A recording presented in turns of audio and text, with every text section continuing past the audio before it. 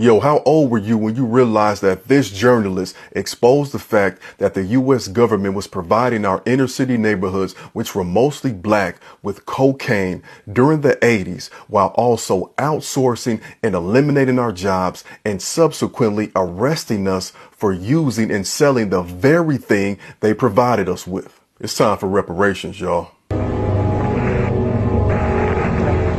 What my story showed was that the cocaine that was being sold in those neighborhoods was coming from mainly one source, and this one source was being used to finance a guerrilla war in Central America.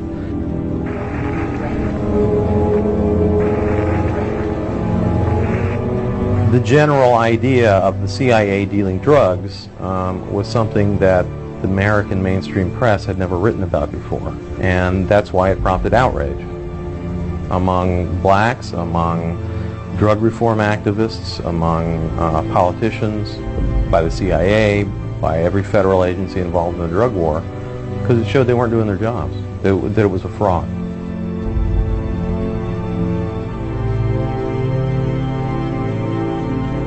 Right after we published the stories, the support we got from the media was very favorable.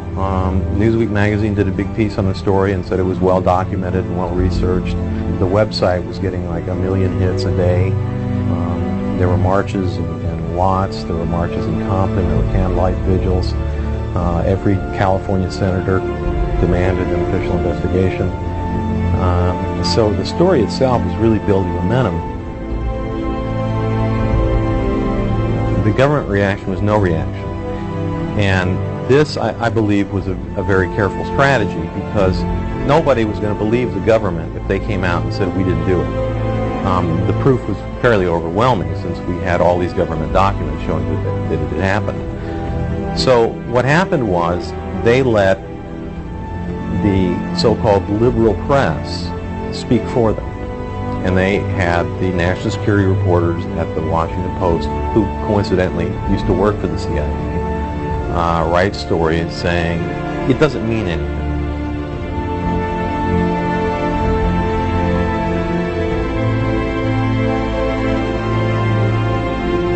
It was a distraction from what the story said, and it became sort of a media war between the Mercury News, which stood behind the story at that point, and the rest of the establishment media, who wanted us to back away from it.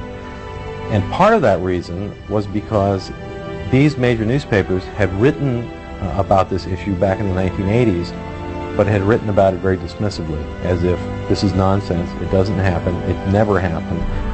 And then 10 years later we came back with documentation showing that it was absolutely true, and that it was worse than we had imagined. We had gotten a story out around them, and we had gotten it out in a big way that they couldn't control, and that was through the internet. And I think a lot of this was directed to the Mercury News to say, we don't care what documentation you have, we don't care what kind of story you've got, we set the national news agenda. And if we don't like your story, we will kill your story regardless of its truth.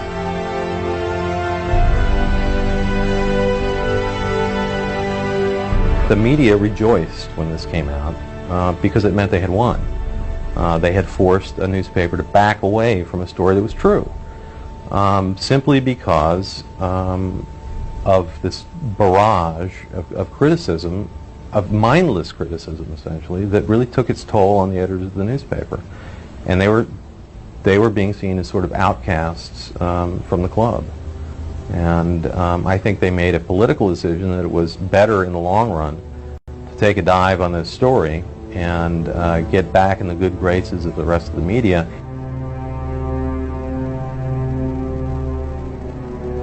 It was essentially a war between my editors and myself, because I wouldn't apologize for the story or back away from the story, and fought them on it publicly. And so they transferred me to a bureau that was 140 miles from where I lived, and I called in sick a lot.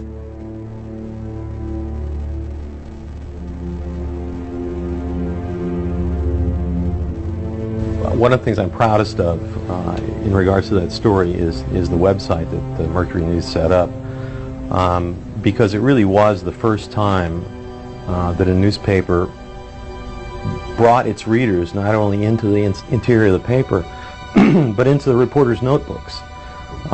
You know, this was a story that, as I told my editors, had a very high unbelievability factor built into it. A lot of people were going to say, this can't be true. And this story became a sensation because of the website. Not because of the story, but because people could get to it. And they could never have gotten to it before, because the San Jose Mercury News is a small regional newspaper in Northern California that you couldn't read if you lived in New York, or you couldn't read if you lived in LA. But this story you could read anywhere in the world and see all of our documentation. So it became, and we did this on purpose to make it very hard to knock down, to make it very difficult for people to say this didn't happen. But they said it didn't happen anyway.